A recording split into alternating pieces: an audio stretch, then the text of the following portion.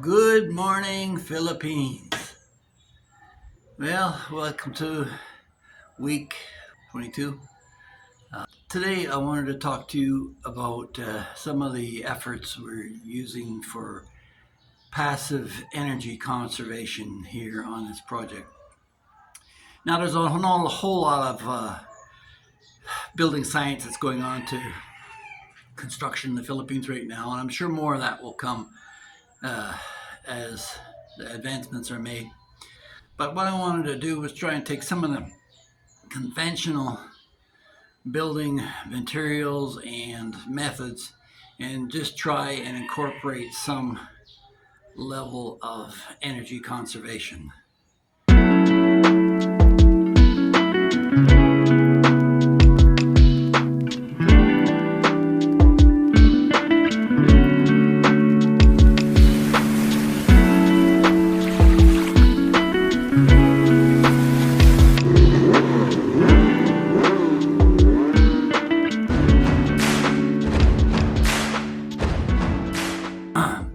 One of the first things that I would recommend in any existing structure is that you look around your project and see where the vegetation grows, because the planting of trees and vines and things around your building are going to have a lot to do with the shade retention and the cooling of the building. So that would be working from the outside in, one of the factors that you want to look at.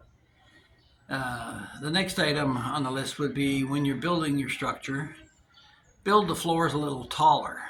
And by building them taller, you'll allow the heat to gravitate to or elevate itself to the top of the room, and you can vent it. And that's what we're doing here. And in the top of the walls, we're putting in windows that will be able to open along the screens, so that you can just open the window and let the hot air escape from the cooler air being entering down below. Now, in order for the cooling to enter in down below, you'll need overhangs. So we've built an overhang over the south side of the building here. It's as far as 2 meters. And that, along with the planting, should provide some cooling and shade.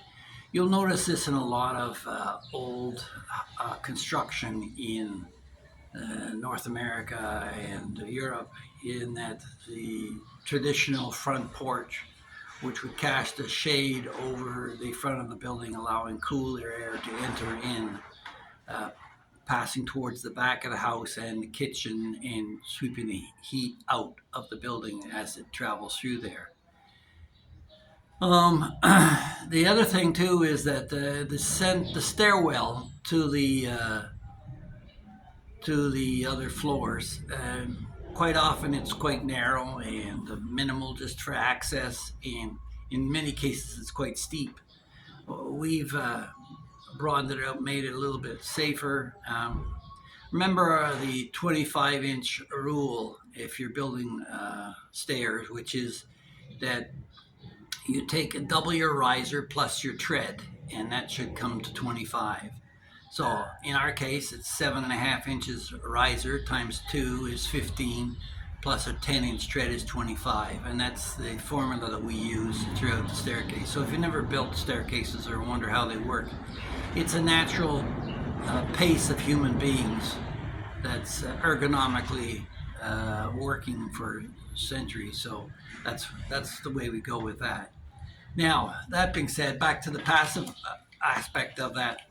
I've opened the stairwell up so that there's a 60-centimeter gap between the different layers of the staircase, so that the warm air can rise from floor to floor to the top of the building. And when it hits the top of the building, we'll be putting an opening in there that will vent to the outside, so that the cool air can flow through the building and the heat can rise and have a place to escape. Now, along with that, we're also going to be going with, we plan on going with solar on the top of the building. I don't know if we'll get it initially in this phase or not, but In order to do that, quite common amongst solar panels is they're bolted to the roof, maybe 2-3 inches from the actual roof, and it's been proven that the it's a secure method. But what that'll do is that when the sun is heating up your solar panels, it'll heat up your roof as well. And what I want to do is try and raise that 1.5 to 2 feet above the roof structure, which means that we're going to have to build a solid framework. And what that'll do is that'll allow the passage of air between the roof and the solar panels to carry away some of the heat. That should keep my electronics cooler as well, and maybe extend their longevity. But the principal purpose of that is to allow for the passage of air over the top of the roof surface to carry the heat away.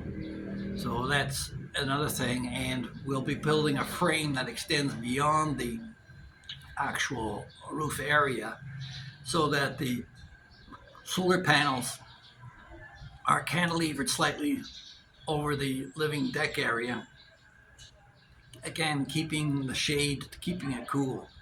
And we won't be using the traditional red brick tile, which not only fades over time but absorbs heat. We're going to go with a pure white, high gloss white, to try and reflect as much heat off the top of the building as well. And my belief is if they did that across the world, you could do a whole lot towards reducing the thermal gain that's been going on in a lot of the cities, both on the roadbeds and the roofs.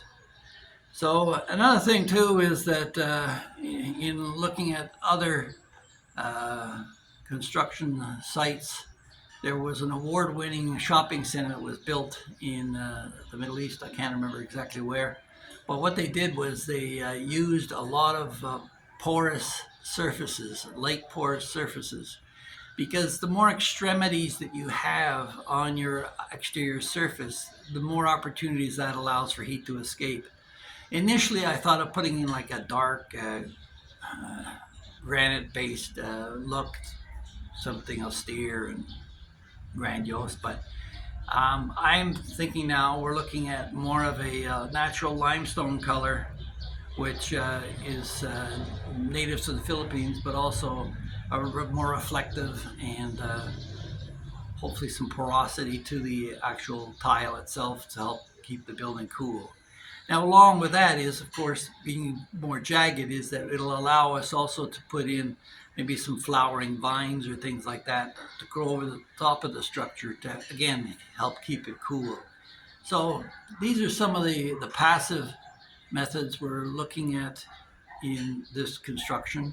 Um, the second floor will have around the perimeter a 40 centimeter by 60 centimeter panel windows throughout at the top that can be opened up. And we'll also be looking at the various tints of glass that we could use. I'm partial to blue, but we'll see what happens to try and keep some of that heat out and the air conditioning efforts in. We're going to go with a whole house air conditioning unit that will be hooked up to our solar system, and hopefully we'll have some energy savings there, as well as maybe some recycling of our gray water to reduce some of the water consumption in the building itself. So these are some of the efforts that we're doing simply on design using existing Philippine construction techniques, not stepping wildly out of the box or trying to do anything too radical. And we'll see where that goes. So this week we started construction of our sump, our sewage sump, which is going to be 6 feet deep and about 10 feet long, something like that. And the guys are down that. They're ready to start putting in the floor on that one. and they dug on that all week through to the light limestone, which is approximately the color that I like at the outside of the building to match. These Philippine islands are full of this white, light coral that you'll see on all the white sand beaches. It's there on land as it's been extruded up through volcanic activity over the years. Now, Japan just experienced a massive 7.1 uh, earthquake. We've taken precautions here to try and minimize that risk by using 22 millimeter rebar and thicker columns and beams. But we've also added additional walls on the interior, out of a concrete block as opposed to the typical hardy plank that you see. This should stop Bo from putting his fist through the wall, that's for sure. And one of the things that prompted me to consider solar panels, although we don't live in the provinces, is the fact that the family went through Typhoon Odette and was without any power for weeks and I had a hard time contacting them. So by having our own solar panels, not only will I be able to provide power for my family in the event of a crisis, but also for my neighbors if any of them wanted to charge their phones or get in contact with somebody. I hope to have a Starlink connection here as well, independent from the regular data feeds, so that uh, we don't ever have to go through that kind of thing again. So, and our water will be filtered so that we don't have to rely on exterior water delivery services. And in an event of a crisis, we can generate bottled water, again, for our neighbors. Um, we only consume about, I think, close to 8 kilowatt hours, and we're going to be going with 10 or more, so that we'll have the surplus should anyone in an event of a crisis need it. So that's the object of the lesson here, and we'll see where it goes. Um, so yeah, uh, hopefully we'll get some comments on suggestions. We haven't done any of the finishing yet. There's gonna be a lot of plastering going on next week, and should be able to get a better idea of what the rooms look like, because there's very little left of the old structure remaining, and it's really quite incredible to consider that they could take one house down and build another one right over the top of it. It's kind of like a crab losing its shell and building a new one. So, yeah, it's been an interesting lesson. So we'll take you downstairs and take a look at our new sump, uh, sewage sump, and we'll hopefully you enjoyed this, and we'll share, like, and subscribe, and we'll talk to you in the next one. Thank you.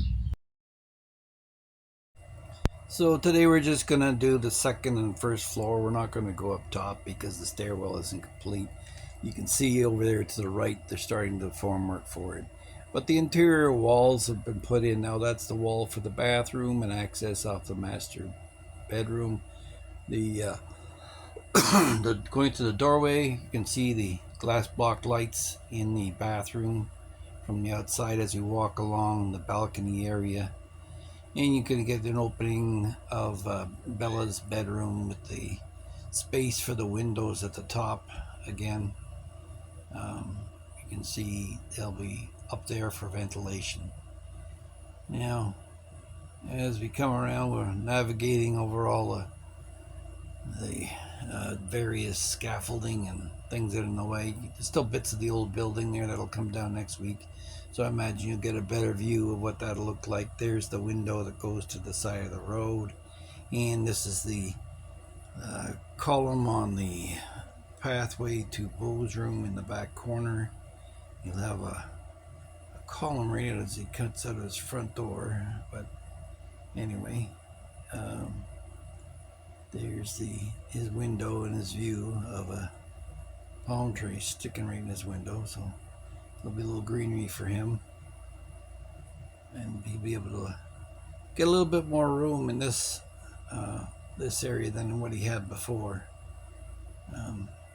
And the walls are being 4-inch solid concrete block. He's gonna have a hard time putting his fist through that anyway.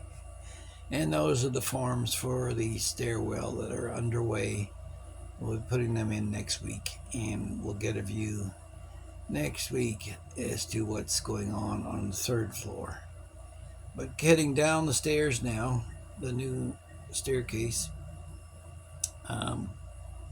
these will all be transitioned into the existing structure, coming down into the kitchen area with our counter, and again our aquarium space over to the right there onto the garage, coming through what is the front door, and we'll head over to the left here and get a view of the new sump that has been dug or chipped away at through the limestone rock, which is, it's very soft. It's basically old coral that's been extruded from the earth, as we say. And there's the blocks that were on the old patio over there to the right that we would use on our driveway. So that's the extent of the construction for this week. That'll be, like I say, 6 feet deep. And if we come across here to the front, we'll give you a last parting view of what the structure will look like from the road. This is the new garage. It's quite a narrow garage, but we don't have a big vehicle, so that works fine. And if you come out here onto the developments roadway, you can see the house in its entirety and where we're going with it.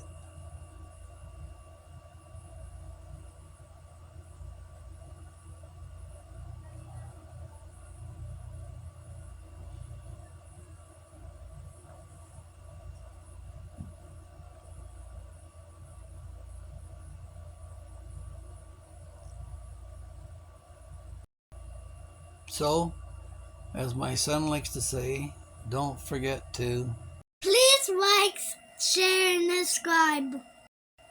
Thanks for watching.